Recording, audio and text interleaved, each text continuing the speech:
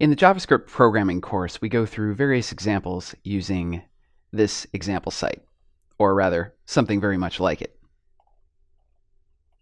So it's a very simple website. We have a few things on here, including some form validation, some examples of altering the DOM here, and the ability to add posts with the click of a button like this. Reload this to make that reset. So in the course, we use jQuery to help with some of the heavy lifting in the DOM manipulation and other elements. But in this video, we're going to talk about a smaller framework called Chibi. You can see it here on GitHub at this link. And there's a highly opinionated README here that talks about why you might want to use it.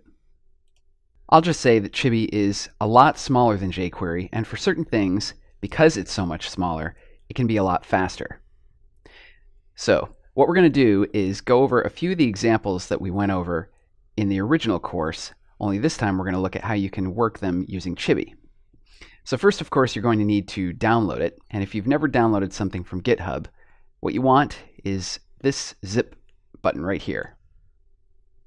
And that will send Chibi over into your downloads folder. And so now we just need to go and get it. So I'll switch to my Finder and show my desktop. Now here in my downloads folder, I have this chibimaster.zip file, which I can decompress using either the archive utility, or I have another application on my Mac called the unarchiver. But regardless, what you're going to do is decompress it, and then in here you will find the chibi-min.js and the original chibi.js. So I've added these to my little project here. So here's chibi.min. I'm just using the minimized version. The point here is to see that Chibi, as you can see, it's only 6 kilobytes when minimized, whereas jQuery is 94. Now, of course, jQuery does a lot, and if you're actually going to use a lot of the functionality in there, there's really no substitute. And as we'll see, there are some things that you just can't do without it. But let's take a look at what you can do with just Chibi. So switching back to the examples, let's first look at this external links example. I'm going to switch into my text editor. And here is the script-chibi, which I've rewritten for the purposes of this example. Here's the original one. And you can see this is the version that uses a jQuery line, and then there's the same thing accomplished with pure JavaScript here. So you can see that using jQuery allows us to collapse this many lines of code into just one. And Chibi can do the same thing. So exactly the same line works pretty much exactly the same way using Chibi. The only difference is that in jQuery, it's canonical to include the document selector in this ready method, whereas with Chibi, you just use the $ with an empty paren afterwards. But otherwise, this is the same. So switching back to the browser, I can see if I look at the status bar that any of these links is going to open in a new tab. And this is done in JavaScript.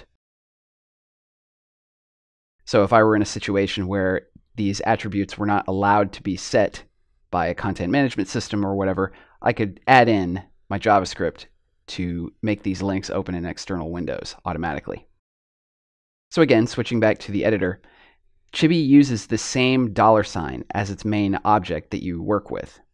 This is the same as in jQuery, so you can't use jQuery and Chibi side by side safely. I mean, there's really no point in doing that. If you're going to use jQuery, just use jQuery. But sometimes you might be able to get away with just using this much smaller framework. So let's jump down to this next example, which is for form validation. Once again, we have the same ready function. In the original course, if we skip past this example, here's the form validation example, you have this alternate version. Chibi does not support this kind of construct, so when you're using the ready function, you need to use exactly this one, which is fine. But then if we look at this example and compare it, we have this variable declaration here, which is identical. And then down here, we have this event handler using this variable, form on, and then submit, and an anonymous function. As you can see, the jQuery method is a little different. Here, I'm able to call submit directly on this object, where in Chibi, what I need to do is use the on method. Chibi doesn't have very many methods. As you'll see in the README file, it has just a few, and one of them is on, which is its generic event handler. So what I need to do is pass in, for its first parameter, the kind of event that I want this to handle. So I'm telling this form to respond to the submit event, and then I have this function afterwards. And everything inside this function is pure JavaScript with no jQuery stuff, so I don't have to worry about any of that. And then down here, I just have an event prevent default, which in the original example was a little different, just return false, but the same thing will work here. You just need to make sure that when you do this, your anonymous function includes event as a parameter so that you can then operate on it and do the prevent default so the form doesn't submit. And just to recap, the way that example works is if I fill in some stuff here and some more stuff here and some other stuff here, and then click test me to submit this, here I get my JavaScript alert with the things that need to change. Just your basic JavaScript form validation. And then one last example is this add a post button. So if I click this, you can see a new article appears here. If I click it again, get another one. And so this is done using the AJAX method down here. Now in the jQuery version, if I scroll down to the bottom of this file, the way this works is I set an event handler on the magic link, and then have this anonymous function that uses the jQuery get method to grab the HTML snippet and then insert it into this particular DOM object. In Chibi, this works a little different. I'm still using a click event handler, but I'm using the on method in Chibi. And then in here, instead of using get, I have to use just AJAX. jQuery has a method called AJAX as well, but it also has some shorthand methods to make some things a little easier. I have to kind of do it by hand using Chibi, but that's okay. It's still a lot easier than really doing it by hand in pure JavaScript. So what I do here is inside the click, I use AJAX to grab the HTML snippet using the HTTP get method, and then I have this function here that tells Chibi what I want to do with that data once I've grabbed it. And so what I'm doing here is finding the first article on the page using first this query selector, just like you'd see in jQuery. In Chibi, you don't have access to the same rich set of CSS selectors and other things that jQuery gives you in its selector engine called Sizzle. So what you have to do in Chibi is kind of find a different way to do it. So what I'm doing here is selecting all the articles and then grabbing, using the find method, just the first one. Find is one of Chibi's limited set of methods, but it's very useful. So here I can just grab that first article, and then down here, here's my variable name, which I've prepended with a $sign so I can remember that I used Chibi to get it. And then I'm wrapping that in a Chibi selector again, because Chibi doesn't always return a Chibi object the way jQuery always returns a jQuery object. And then I'm using Chibi's HTML method to insert the data. And then in Chibi, I have the choice of either replacing the HTML of whatever this thing was that I selected, or I can insert it before or afterward by adding the parameter before, like this, or if I wanted to insert it after, I could use this.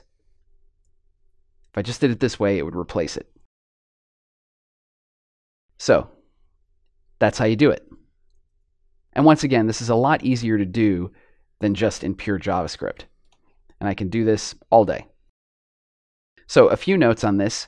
So if you're using Chibi, you're going to get a nice increase in the speed that your pages will load because the framework is a lot smaller. So it's just a lot less download time and a lot less kind of setup time as the browser reads and interprets the JavaScript. And you're going to have some very useful methods. There's not very many compared to jQuery, but what there is really useful. But you do give up some things. So in this example, we can't do the dynamic read more stuff, and we can't use Colorbox, which we use in the JavaScript programming course, because Colorbox is a jQuery plugin. If you don't use jQuery, you don't have access to any of those other plugins and libraries and things that can enhance your site in different ways. So if you need that stuff, you just need to use jQuery. But if you're working on a project that's going to be mostly JavaScript driven, and you're going to write a lot of it yourself and you don't necessarily need external jQuery plugins, then you could definitely look at something like Chibi or any of the other micro frameworks out there. Or you could even work in 100% pure JavaScript. So the point is to just look at the trade-offs that you need to make in whatever the project is. You may need to use a small framework to get the speed of the download time if you're working in a mobile context, for example. Or if you need all those external libraries, or you just need a lot of what jQuery offers, then you can use jQuery. Or if you don't need any of that stuff, you can work in 100% pure JavaScript. The choice is up to you. Just know that there are a lot of options out there, and it's up to you as the programmer to decide what will be the right choice for your project. So that's a look at how we can use a much smaller framework to execute some of the same examples that we did in the JavaScript programming course using a much smaller, lighter weight framework.